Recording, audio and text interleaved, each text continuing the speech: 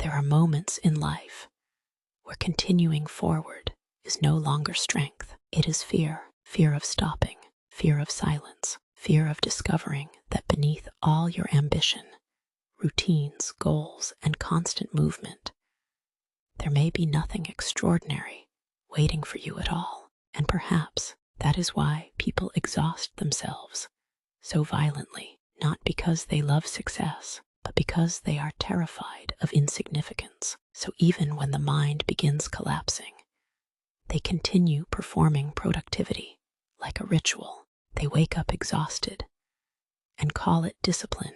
They suppress emotional burnout and call it ambition. They force themselves to continue long after their soul has detached from the journey entirely, because modern society has turned rest into guilt. The moment you stop moving, the ego begins whispering, "You are falling behind," and suddenly your worth becomes dependent on output, how much you earn, how much you achieve, how useful you remain. Human beings were never meant to live this way. Arthur Schopenhauer believed human life moves endlessly between desire and dissatisfaction.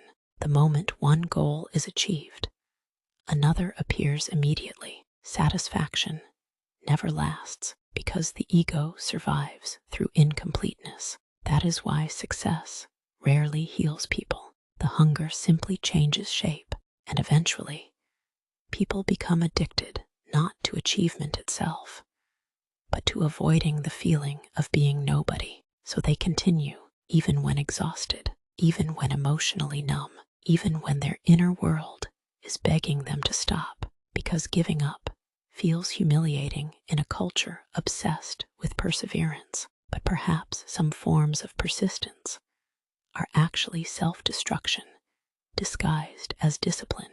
Perhaps constantly forcing yourself forward is not ambition. Perhaps it is psychological violence against your own mind. Friedrich Nietzsche once wrote, "He who has a why to live can bear almost any how."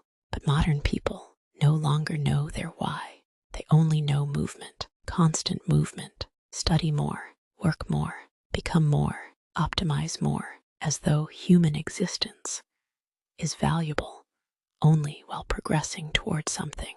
And maybe that is why people secretly feel empty, even after achieving what they once prayed for, because achievement cannot repair an identity built entirely around proving itself worthy. There are days where the most intelligent thing you can do is give up, not on life, not on yourself, but on the version of you built entirely through fear, comparison, exhaustion, and endless self-punishment, because some battles exist only to keep the ego alive, and the soul grows tired of wars that never end.